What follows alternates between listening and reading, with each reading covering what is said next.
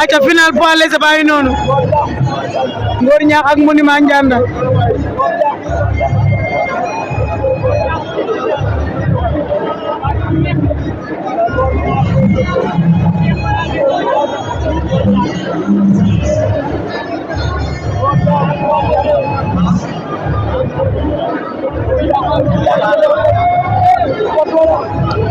ayca lan moo xew mbot la wala lan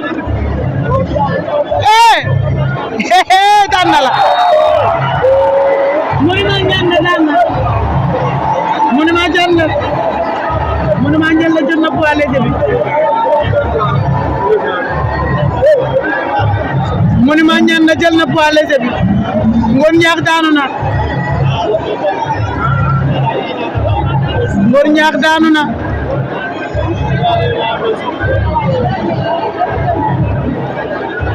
mu ngi noonu di dem ñoo ngi leen koy ñaan ngeen ba zem ndax mu mën a yëg yéen ñëpp mu ngi noonu voilà Jacob Baldé nu li bu ñaa yegg si indi de présenté wu nañ ñoom ñaar ba pare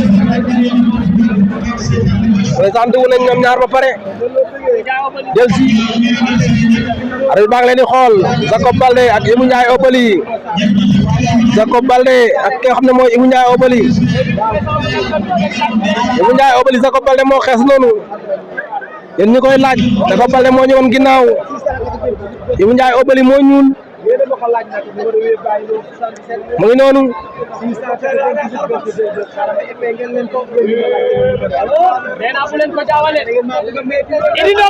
ayca xool nañ Jacob nee nañ Jacob ab nga mën nga dem Ibou Ndiaye Obali lañuy xool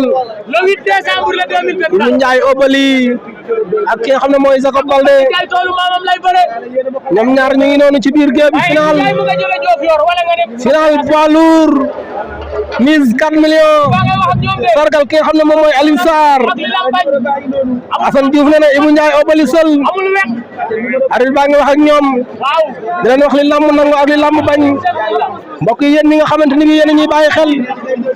arbitre baa ngi noonu di wax ak ñaari xale yi ki nga xam ne moom mooy Ibou Ndiaye Obali ak ki nga xamante ni bi moom mooy Jacob Baldé wax na ak ñoom di wax li nga xam ne moom la lamb nangu ak li lamb bañ waaw Assane Diouf maa ngi lay déggee nee na Jacob pare nga Ibou Ndiaye pare nga arbitre sifflé na diggante Jacob Baldé moo ñëwoon ginnaaw Ibou Ndiaye Obali lañ jàkkaarloo moo ñuul mbër mu ñuul ak mbër mu xees Ibou Ndiaye tubbi na tànk yi sànni ko ca ginnaaw Jacob dafa mel ni Jacob attaqué na ko Jacob Baldé kor na ko Ibou Ndiaye Obali la ilaha illallah Ibou Ndiaye Obali Jacob Baldé ñaari xale yaa ngi doon di ñëwaatoo tey le 8 décembre 2024 kii di Bamba Faye moo ko organisé fii ci arène nationale sargal Alioune Sarr moom mi nga xam ne moo fi nekkoon président de lutte CNG mise bi 4 millions la Jacob Baldé ak ki nga xam ne mooy Ibou Ndiaye Obali ñoom ñaar ñoo finalu ñoo ngi noonu ci biir géew bi def nañ benn accrochage léegi waaye def nañ benn accrochage daje daal di bàyyi Jacob teg na ko loxo ca kaw Ibou Ndiaye Obali jàppante nañ loxo ñoom ñaar final poids lourd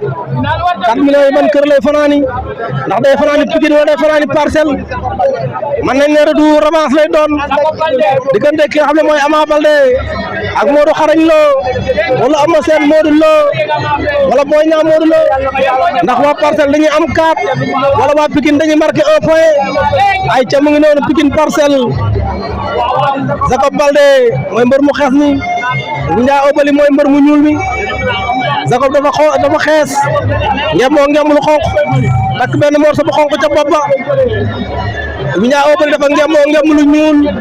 teg ci ngem lu xonq ca kaw ñaari ngem la Ibou Ndiaye Obali ngemboo la ilaha illallah Ibou Ndiaye Obali ak ki nga xam ne mooy Jacob Baldé day 4 millions yi ci kan lay fanaan ku jël 4 millions yi sama wàll 4 millions yi dama ne ku ko jël bu ma fàtte sama wàll maa fare wax ji maa ngi ci wax ji yéen a nekk ci géew bi maa ngi ci wax ji jàppante nañ ñoom ñaar Jacob Baldé da koy song wala lan Jacob def na changement de pied Jacob def na changement de pied Jacob Baldé yoo xam ne mooy Ibou Ndiaye Obali Jacob Baldé daw na song ko Jacob dina ko bëtt mu bañ Ibou Ndiaye Obali ngay dox ci kawam